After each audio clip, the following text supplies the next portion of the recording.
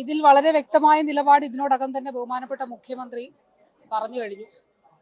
ഞങ്ങൾ എല്ലാവരും പറഞ്ഞിട്ടുണ്ട്. അതായത് തെറ്റ് ചെയ്യുന്ന ഒരാളെ പോലും സർക്കാർ സംരക്ഷിക്കില്ല. അതിൽ ഒരു സംശയവും വേണ്ട. ആരാണെങ്കിലും തെറ്റ് ചെയ്യുന്നവരെ സർക്കാർ സംരക്ഷിക്കില്ല.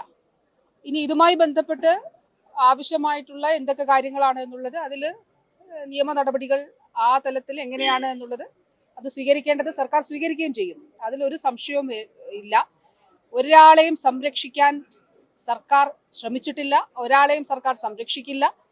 തെറ്റ് ചെയ്തവരെ സംരക്ഷിക്കുന്ന ഒരു സാഹചര്യവും ഇപ്പോൾ കേരള സംസ്ഥാന സർക്കാരിനെ സംബന്ധിച്ചിടത്തോളം ഇല്ല.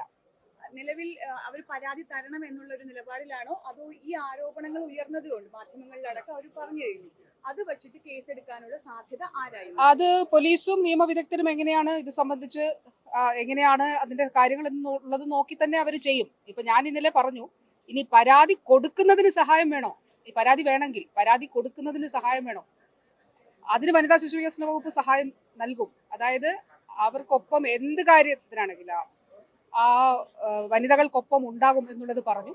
ഈ ചോദിച്ച കാര്യം അത് പോലീസും നിയമവിദഗ്ധരും അതിനനുസരിച്ചിട്ടുള്ള നടപടികൾ തീർച്ചയായിട്ടും സ്വീകരിക്കും. അത് വളരെ കൃത്യമായി തന്നെ സ്വീകരിച്ചു തന്നെ മുന്നോട്ട് പോകും.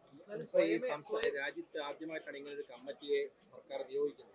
അത്തരത്തിലൊരു റിപ്പോർട്ട് പുറത്തു വന്ന് സർക്കാർ നടപടിയുമായി മുമ്പോട്ട് പോകുമ്പോൾ ഈ സർക്കാരിനെ പ്രതികൂട്ടി നിർത്താനാണ് ഒരു വിഭാഗത്തിന്റെ ശ്രമം നടക്കുന്നത്. നിർഭാഗ്യകരമായി അങ്ങനെയുള്ള ചില ശ്രമം തുടക്കം മുതൽ നടത്തുന്നുണ്ടല്ലോ. മുഖ്യമന്ത്രി ശ്രീ പിണറായി വിജയന്റെ നേതൃത്വത്തിലുള്ള സർക്കാർ തന്നെയാണ് ഇങ്ങനെ ഒരു കമ്മിറ്റിയെ നിയോഗിച്ചത്. സർക്കാരിന് ആ ഘട്ടത്തിൽ വേണമെങ്കിൽ കമ്മിറ്റിയെ നിയോഗിക്കാതിരിക്കാമായിരുന്നല്ലോ.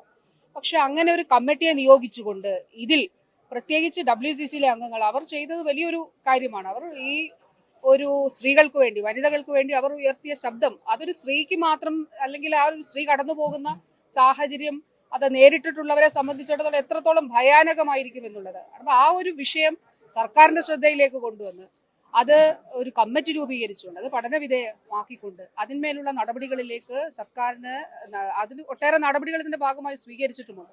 അപ്പോൾ തീർച്ചയായിട്ടും ഈ ബഹുമാനപ്പെട്ട മുഖ്യമന്ത്രിയുടെ സർക്കാർ തന്നെയാണ് ആ തരത്തിലുള്ളൊരു തീരുമാനമെടുത്തത്. മറ്റൊരിടത്തും ഇല്ലാത്ത നിലയിൽ അങ്ങനെ ഒരു കമ്മിറ്റി രൂപീകരിച്ചുകൊണ്ട് സിനിമയിലെ സ്ത്രീ സുരക്ഷത്തെ ഉറപ്പാക്കുന്നതിന് വേണ്ടിയിട്ട് അതിനു വേണ്ടിയിട്ടുള്ള ക്രിയാത്മക നിർദ്ദേശങ്ങൾ നൽകുന്നതിന് വേണ്ടിയിട്ട് കൂടിയാണ്. അത് തീർച്ചയായിട്ടും അതിൽ വലിയൊരു പ്രയത്നം ഈ സിനിമയിലെ ചുരുക്കം ചില, അതായത് WCCയിലെ അംഗങ്ങളായിട്ടുള്ള അല്ലാതെയുള്ള സ്ത്രീകളുടെ ഭാഗത്ത് നിന്ന് അങ്ങനെ ഒരു ഇനീഷ്യേറ്റീവ് ഉണ്ടായപ്പോൾ സർക്കാർ അതിനൊപ്പം നിന്നു എന്നുള്ളത് തീർച്ചയായിട്ടും കാണേണ്ടതാണ്. അതിൽ കോടതി ഇപ്പൊ എടുത്തിരിക്കുകയല്ലേ കേസ്. അപ്പൊ കോടതി ആ കാര്യങ്ങളെല്ലാം പരിശോധിക്കുമല്ലോ. അപ്പൊ നമുക്കത് സംബന്ധിച്ചിട്ടുള്ള കൂടുതൽ കാര്യങ്ങൾ അറിയാം. സ്വഭാവമുള്ള കേസുകൾ വരെയുണ്ട്. എന്നിട്ടും എന്തുകൊണ്ടാണ് സംസ്ഥാന സർക്കാർ സ്വയമേ കേസ്?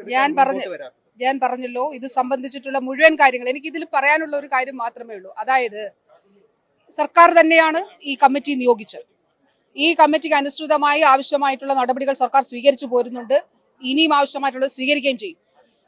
ഇപ്പോ ബഹുമാനപ്പെട്ട കോടതി തന്നെ ഈ കാര്യത്തിൽ ഇടപെട്ടിട്ടുണ്ട്. അപ്പൊ കോടതിയുടെ മുൻപാകെയും ഈ വിഷയം വരുന്നുണ്ടല്ലോ. അപ്പൊ ഈ കാര്യങ്ങളെല്ലാം തീർച്ചയായിട്ടും അപ്പോൾ പരിശോധിക്കപ്പെടും. ആ നിലയിൽ കൂടുതൽ കാര്യങ്ങൾ ആ സമയത്ത് വ്യക്തമാകും.